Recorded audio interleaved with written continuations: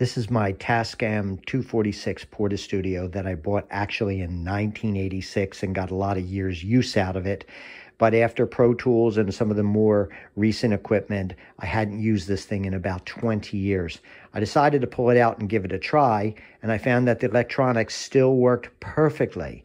But what happened was, as soon as I put a cassette into the machine and I hit play, it didn't move. And then when it did move a little bit, it started sucking the tape into the machine.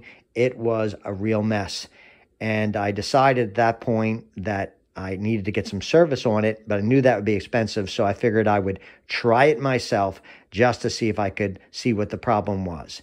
It turned out that when I took off the back and took a look at the pieces, that there were 5 rubber pieces that had gotten completely deteriorated.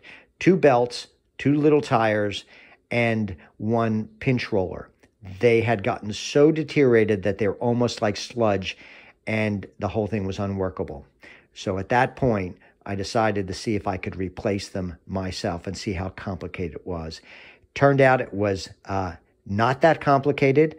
I did the whole project at a total cost of about $38, and now this thing works perfectly. If your Portastudio 246 is working electronically, but the cassette deck is not working, I'm going to bet it's because of the rubber components that are inside of this. So I'm going to recommend in this project that if you do this, that you replace all 5 rubber parts. When I first did it, I thought it was just the belts. I opened mine up, replaced the belts, and then I immediately had other problems as the other sticky rubber components dragged the cassette into the system. So if you're going to go through all this, do all 5. Here are the rubber parts to buy. The first key thing to make this project work is a little package that I got on eBay, brand new, got it in a couple of days. It's the belts and the idler tires for the transport area. You get these 4 items, a large belt, a small belt, and 2 idler tires. The whole thing only cost $15, and they're brand new, and they work perfectly. Easily found on eBay. The other piece that you need to buy, which was found easily on eBay, was a replacement pinch roller tire for the Tascam 246. You can see it was $18, and it's a lot to pay for one little item, but this saved the day, so it was well worth it. Now, to do this whole project, there's a few things that you need to have up front that will just make your life so much easier. Number 1, I had a thick fleece blanket on hand because in the project, you have to put your Portastudio face down on a table, and you don't want your knobs and things to get broken. So I put a thick blanket down first and then put the Portastudio on upside down.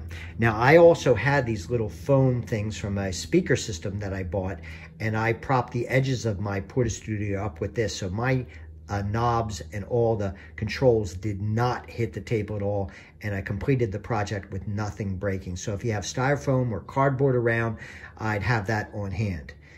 The other key thing is you need to have disposable gloves. These rubber parts are so filled with black sludge that as soon as you start working it, it gets all over your hands and it gets all over the stuff in the inside, and it's just a mess. So if you have a box of gloves around, it just solves the whole problem. Also, I found that these disinfecting wipes remove the black stuff from my hands and the machine. So if you have these around, it works like a charm, came off very easily. I also had some isopropyl alcohol around and some cotton swabs to clean up the black sludge. That worked like the wipes, sometimes better, but it just made it easy to get sludge out of the small parts without making a mess. The other key thing is to have a Phillips head screwdriver, and I would really recommend having one with a magnetic end. That was a lifesaver because there are several spots where you have to get screws that are down in the machine, and if you don't have a magnet on the end, they can fall in there and it's a mess to get them out. So this key thing was very important. Have a magnet on the end, it pulls the screws out nice and easy. There are only 16 screws to take out in this whole project, and 5 of them are in difficult spots, so the magnet was a lifesaver. The final thing is to have 2 4-inch cable ties available and a few twist ties. What you're going to find in the inside is that when Tascam put the wires together, they used cable ties like this to secure them to the side of the transport. So what I did was got a couple different twist ties, and I first twist tied the wires together. And then once that was done, I removed the Tascam cable ties so I could free the transport, and then my twist ties held it together. When it was all done, then I lowered the wires back in with my twist ties, put the new cable ties together, and got rid of the twist ties, and I was back in shape. A few other tools that you should have on hand to complete this project, in addition to the Phillips head screwdriver, are number 1, wire cutters just to clip the cable ties. Also, not a bad idea to have some tweezers around to grab some of the smaller screws. And there are a couple spots when you have to remove some lock washers that are tiny, and it's easy to do with the tweezers or with small needle nose pliers like this. Also, if you have a small set of the small screwdrivers, there's a couple spots where you have to pry a few things off or get tiny screws out to clear some wires, and having these small screwdriver sets came in handy as well. That is all the tools that I used for this entire project. Have these things on hand before you do the project, and it will be so much easier. Now, the good news is, in order to make those repairs, you don't have to do anything with the top of the machine. You just do all these repairs by flipping the machine over and unscrewing the screws from the back. So the only thing that you have to be careful of is that when you place it face down, you don't want to do anything that would damage the buttons on the top.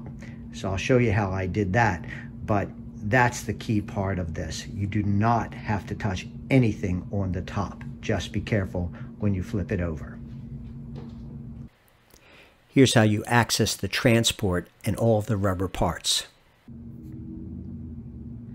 In order to protect the Portastudio, what I've done is I put in a heavy-duty blanket double folded underneath. I'm trying to protect the buttons.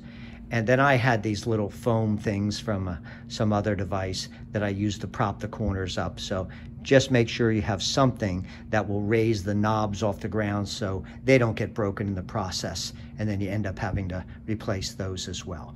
So that's how I approached it. To access the transport section, all you have to do is remove 11 screws from the bottom of the Portastudio. There's 3 right here. There are 2 on this side. There are 2 on this side. And then in the back, you'll notice that there's 3 more. 1, 2, 3. And then there is 1 dead center. So that's 11 altogether just to remove the bottom. Now, a real critical thing to do is to make sure you get the proper Phillips head in order to remove those 11 screws. You know, the Phillips heads come in a lot of different sizes. If it gets too big, you could strip the screw.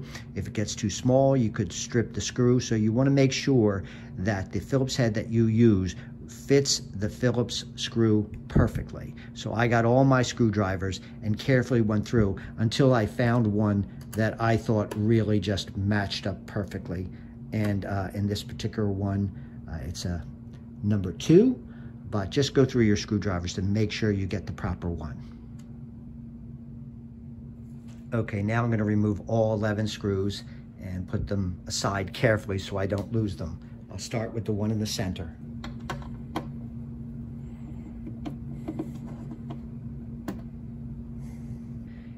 A nice tool to have on hand when you're doing this project is a little magnet, so that if your screwdriver doesn't have a magnet on the end, you can grab the screws before they fall and you get lost, particularly when you're working inside. On the outside, you can usually grab them, but when you're in the inside, having a little magnet will be key. So I'm going to remove the rest of the screws now. The one in the center, now we'll do the other 10.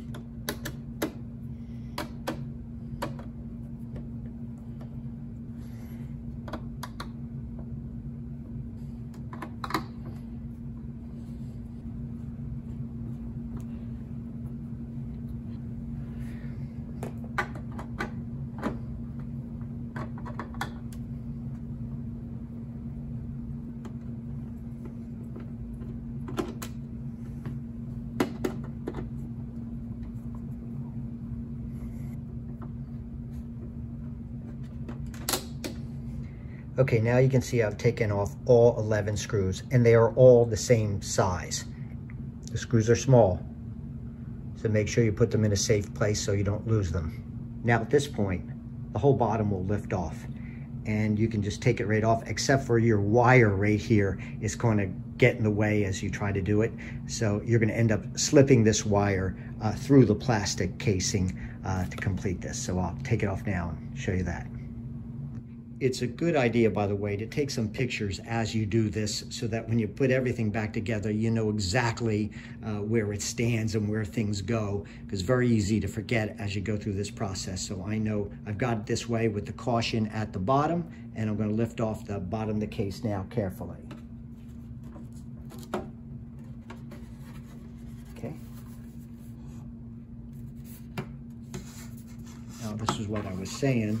The wire is stuck there, so I'm just going to pull that through.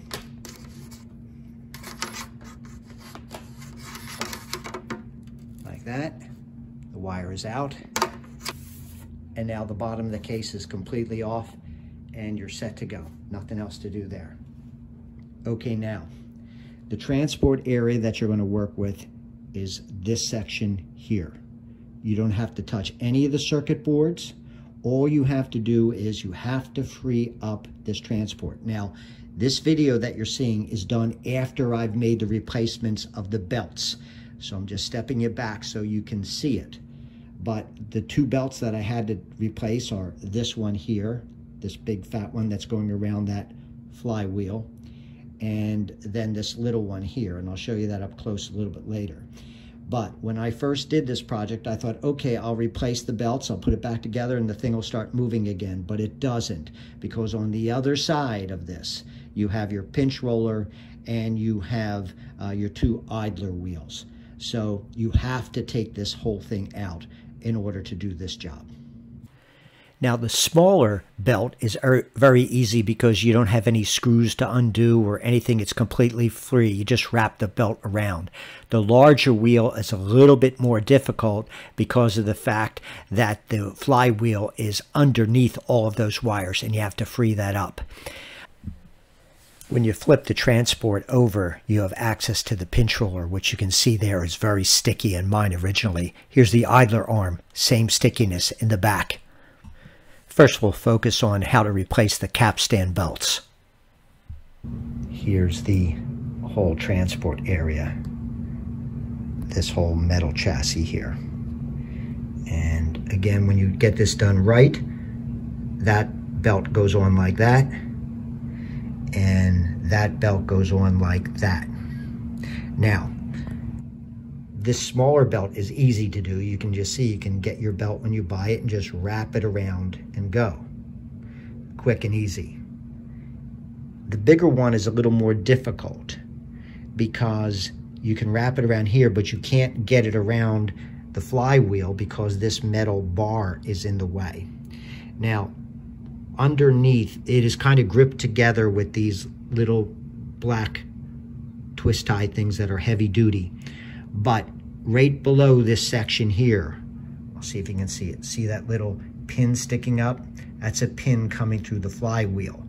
So what you're trying to do is to unscrew this bar a little bit so that you can lift this arm up just past that pin area. And once that's free, you have a space underneath it. And then you can take this belt and kind of put it in sideways and slip it through the opening there on the other side, underneath here. So you're going to slip it underneath, and this will be raised up. So that's clear. And then you can put it on the back bar, and then you can put it over here, and then you can press it back down. And but in order to do that, there are little screws behind here that you'll have to see. Here's screw 1 and screw 2. In order to get this big belt on, again, you're going to have to free up that little notch in there. Well, this will lift up. But in order to do that, there is a little screw, I don't know if you can see it, but behind these wires there, there's a little screw. You have to unscrew that wire and separate this section here, and then you can lift it up on this side a little bit, and allows you to put the belt around the big wheel, and then at that point you can bring it right around here. So that's a little bit of the tricky part. You have to free that notch that is right there.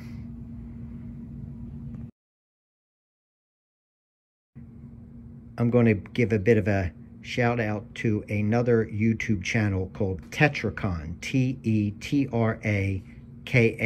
and I'll put links to his channel below mine here. Now, he has long videos that show you how to do in-depth repairs to the Tascam 246. And so you'd have to watch for several hours to get this, but I'm going to pinpoint the exact points on his tapes where he goes through and shows you how to change the belts and how to change the pinch roller specifically. That's one of the harder parts. And also the idler arms. Now, I did have some video of my own, which I'll step you through. When we get to those sections, I'll point out where to go in my section to get the in-depth look at how to do these things. So really check that out before you go on to do it yourself.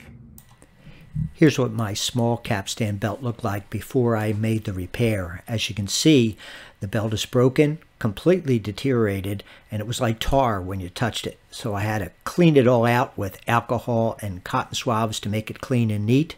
And then when it was done, this is the way it looked. It was an easy repair because it was just a matter of wrapping the belt around the two wheels there.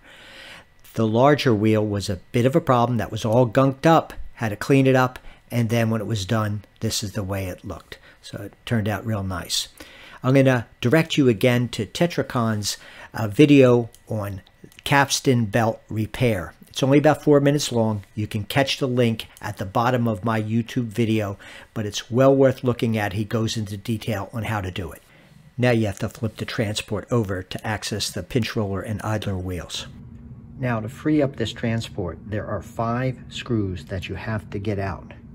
And I'm going to zoom down. There's 3 on this side, closest to that small belt. You can see 1 right over there, down deep, number 2, and number 3.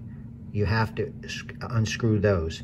Now, it's really key to have a magnetic screwdriver or a magnet so that when you unscrew those, that it doesn't fall inside and then you have a real mess. So don't even attempt this if you don't have a magnet to grab those 3 little screws.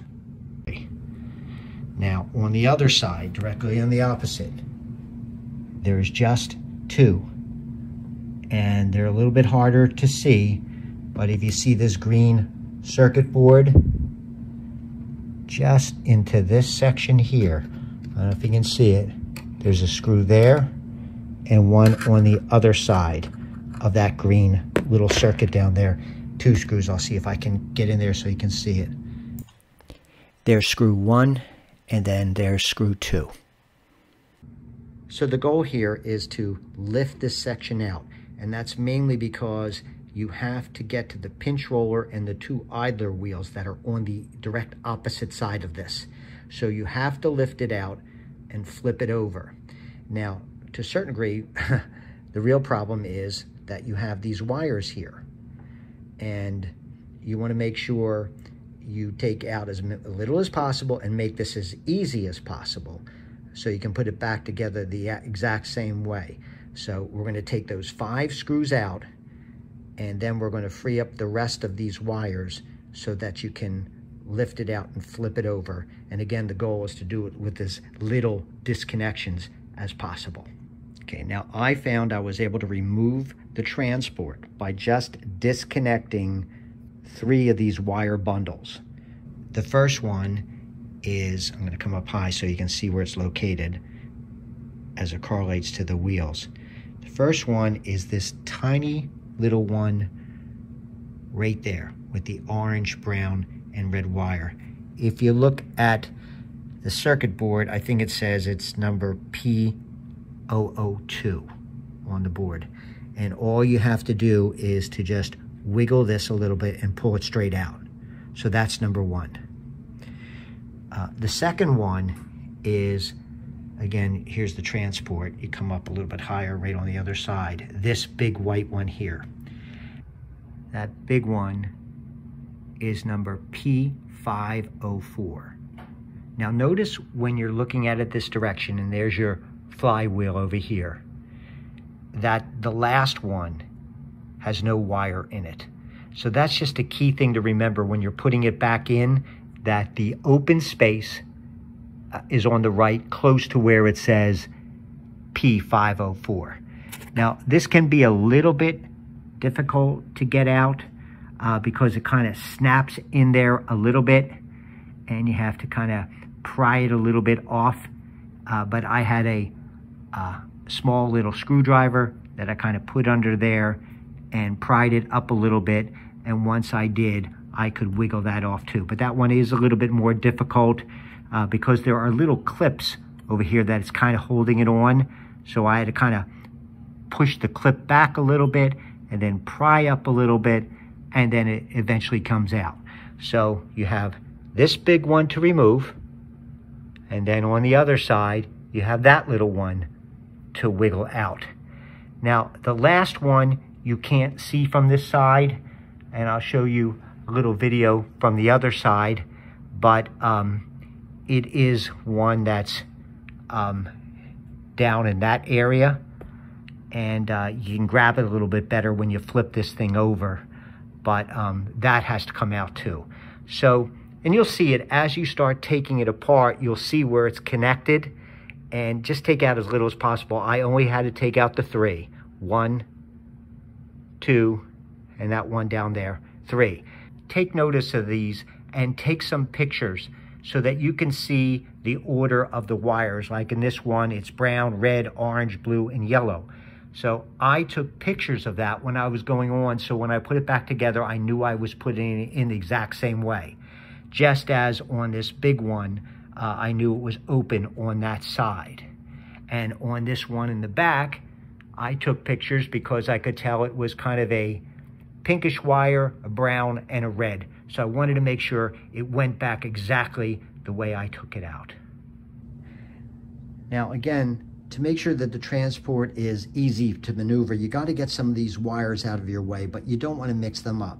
Now if you notice, if you take a close look at these wires, there's little plastic locks here, Ziploc type things. One here, one there, and then these 2 little black ones over here. And the way I approached it was, I got myself some twist ties like this. And so I knew I was going to have to clip this one here and this one here. So what I did was I just kind of fed the Ziplocs through the section. And then once I had them, I mean, not the Ziploc, the twist ties, I would twist tie one there, and then I did the same process here, twist tied it there. I undid these little heavy duty or twisty things, and I put a twist tie over here, and then I undid this one and had a twist tie there. And I did not really have to do this one, I believe, but I don't think so. But if you do, you can twist tie them all, but I don't think this one had to come apart. It was just this one, this one, this one, and this one. And once I had the twist ties on, then I just took wire cutters and I clipped off the plastic ones and freed them off, and not that one there. And then everything was being held in place with the twist ties. And later on, I had some of these little 4-inch little cable ties, they're called, and I put them back in and then took the twist ties off when it was done. But initially, I just put the twist ties on to keep everything together. So in this whole process, I put the twist ties on first, here, here, here, and here. Remove this, clip that, clip that. I took off the 5 screws, 2 on this side, 3 on that side. And at that point, you know, once these plugs are out, this one, the big one back there, and the one that's going to be over here, I was able to lift this out. And when it was out, it was easier to access that one over there. I took it out, unplugged it, and it was free. Now, I didn't take it completely out, moved it aside. I just put some protection over the circuit board so I could lay it down and work with the parts from there. So when you get this project done, you're going to do the 2 belts, and then you're going to flip it over, and you're going to do the 2 idler wheels, which are together, and I'll show you them, and then the pinch roller. Those 5 things, then you put it all back together, and you're good to go. Now, once you flip it over, you can have access to the idler tires. You can see them there. Those there's actually 2 of them there, and they get gunky, particularly the one at the bottom. Now, in order to remove it, you have to take that little C-clamp off there, and it requires a screwdriver, a small screwdriver, or tweezers to kind of push it out a little bit. It's a C-clamp. Once you take it off, the 2 idler tires will come off, and there's a spring in between them, so you have to kind of look a little bit as to how it goes together. Again, I'm going to direct you to Tetrakan's idler tire video. It is only about 5 minutes long, and he goes in depth on how to do it. The final thing is to replace the pinch roller. Now, this is particularly challenging. You can see mine there. It's very gunked up, and that's what pulls the tapes into your machine. Now, there are a lot of key parts. It does have a C-clamp, again, that has to be removed, and then that gives you access to the spring that's in there and to the roller itself. So take a lot of pictures at this point and take a close look at it. You have to put it back exactly the way you see it there, and it is a little bit challenging. So what I'm going to do is to, once again, direct you to Tetrakan's website, and the link is below. He goes into great detail on how to separate this out and how to replace that pinch roller. He does a great job. It's only 5 minutes. Okay, to put this back together, there's a couple things that have to be done. Number 1, this little piece here goes into the board right over here. Okay, the brown wire goes to the one on the end. Check the pictures out. So the brown kind of goes over to this one here. This big chunk down there of wires goes onto the board right there. And the final piece is this piece here goes into the circuit board right over there. And then once that's in, and then the pinch roller is back on there with the spring in place, everything pops in neatly, and you just have to put the plastic hooks in place of these things here, screw it back together, and it should be good. When you get this all done, now you want to put it back together. Make sure you get your cable ties back. Look exactly where they were put through. The wires go through a little hole down here. Get them in, clip them off nice and neat. So you have it there. You'll put these back on there. Then at that point, you want to go ahead and get your base that you had before. And again, you have the caution thing down here. At that point, I'm going to take my plug and just put it right through here. Don't forget that before you screw it in, or you'll have a problem. Pull that all the way through. And then you want to go ahead and set the bottom on exactly the way it was before.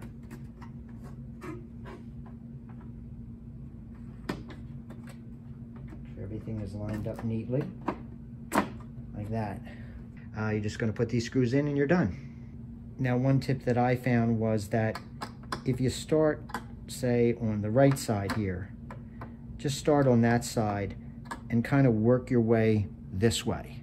That way it kind of shifts the base nice and neat so that the screws line up just perfectly, and then you don't have any trouble with them getting stripped or being a problem.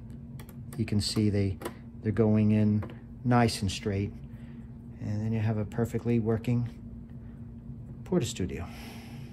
Okay, now I'll put the last one in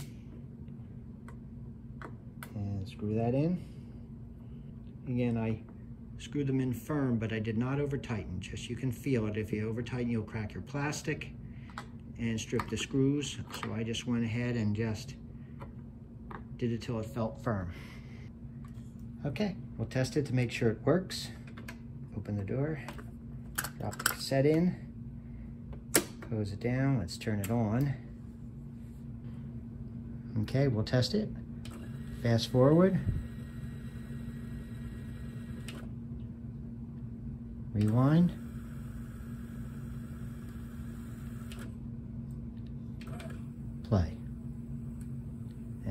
good to go.